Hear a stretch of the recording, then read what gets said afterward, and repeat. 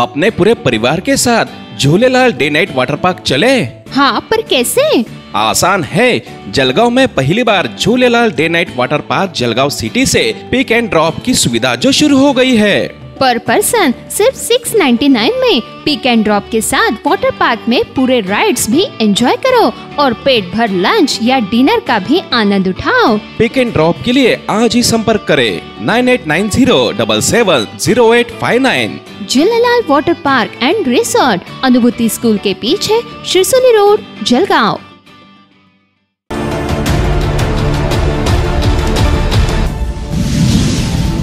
Hello, welcome back दोस्तों। मैं शरीफ मिर्जा। इस वक्त मैं चालीसगांव शहर के अंदर मौजूद हूँ। चालीसगांव शहर के पुलिस स्टेशन तहसीलदार कार्यालय के सामने यहाँ पर धनगर समाज के कुछ लोग बैठे हुए हैं अपनी मांगों को लेकर।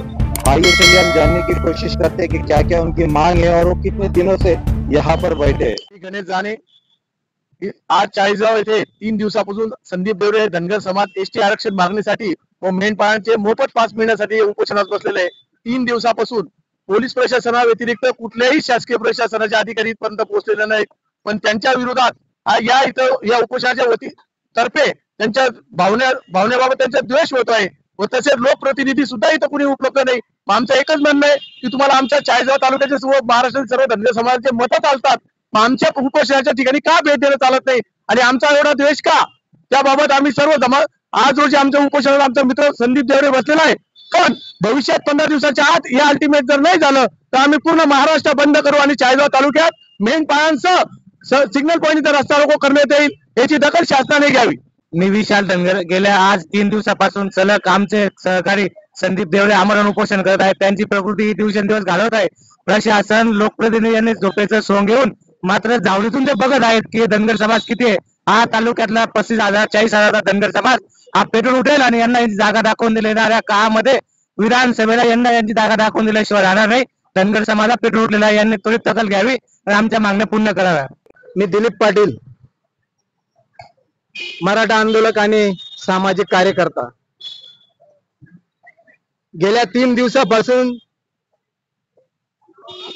देवरे साहेबांचं आमरण उपोषण चालू आहे, पण शासनाला आणि प्रशासनाला यांच्याकडे इथं येण्यासाठी वेळ मिळत नाही। चाळीसगाव तालुक्यामध्ये अवैध धंदे खूप चालू आहेत, तिथे यांना जाण्यासाठी वेळ मिळतोय, पण जो समाजाच्या न्याय हक्कासाठी इथं उपोषण करतोय त्या माणसाकडे याला ठुकून सुद्धा बघायला यांच्याकडे वेळ नाहीये। प्रशासनाने तरी ती काळजी घेतली पाहिजे, पण प्रशासन काय असतं, सरकारच्या इशाऱ्यावर नाचणारा असते। यांना वेळ मिळत नाही, कोणत्या शब्दात बोलावं यांना सुचत नाही। या माणसाची तब्येत खालावते, आज 3रा दिवस उठतोय, 2 किलो वजन कमी झालं या माणसाचं। उपोषण मी पण केलेले 10-12 दिवसाची उपोषण केलेले। अरे तुम्ही खेडेगावात येऊ शकत नसत, आज तुमच्या दरवाजासमोर उपोषण चालू आहे, तरी तुम्हाला वेळ नाही। धनगर समाजाला तुम्हाला मतदान चालतं, मग त्याच्या मागण्याने चालत तुम्हाला? अरे लाज वाटल्या पाहिजे तुम्हाला। मी मराठा समाजाच्या वतीने देवरे साहेबांना जाहीर पाठिंबा देतोय। चांगल्या मागण्या आहे, अन्याय केल्या पाहिजे। किती दिवस यांनी सहन करायचं? प्रत्येकाचा अधिकार असतो, संविधानाने प्रत्येकाला अधिकार दिलेला आहे। राष्ट्र मागण्या मान्यच केल्या पाहिजे, अशी मी एक आंदोलन म्हणून प्रशासनाला शासनाला विनंती करतो। जय हिंद, जय महाराष्ट्र, जय शिवराय। मोफत औषध उपचार करून मिळत होता, ती योजना बंद पडलेली आहे। ती योजना त्वरित चालू करावी। तसेच आमच्या धनगर बांधवांच्या शेळ्या मेंढ्या इकडे तिकडे कुठे काही जरा पाण्या घुसल्या तर लोक मारहाण करतात, त्यांना संरक्षणासाठी बंदूक द्यावी। तसेच अनेक मागण्या घेऊन मी आमरण उपोषण करत आहे। आज आमरणाचा 3रा दिवस आहे। शासन प्रशासन कोणीच आलेलं नाहीये। डॉक्टर आले, चेकिंग करून गेले, हे बरं आहे ते बरं आहे म्हणताय। अरे तुम्ही नुसते ते काही पॉइंटवर बघताय, माझ्या पोटात अन्न नाहीये, 3 दिवस झालं पाणी नाहीये। मी त्यांना सांगतोय माझी तब्येत फार बिघडली, फार बिघडत आहे। सकाळी 11 वाजता त्यांना सांगितलं, आताही सांगतोय, कोणी लक्ष देत नाहीये। नुसतं वरच्यावर उपचार बघताय, ते बीपी शुगर चेक करताय, पण माझ्या पोटात आग होते, मला चक्कर येत आहे, डोकं दुखतंय, चालवल्या जात नाही, घाम येतोय नुसतं मला। पण शासन फक्त धनगर समाजाचा मतांपुरता वापर करतोय असं निदर्शनात येत आहे. तुम्हाला आमच्या काठीण घोंगडीचा मान चालतो, पण ते काठीण घोंगडी तयार करणारा धनगर का चालत नाहीये?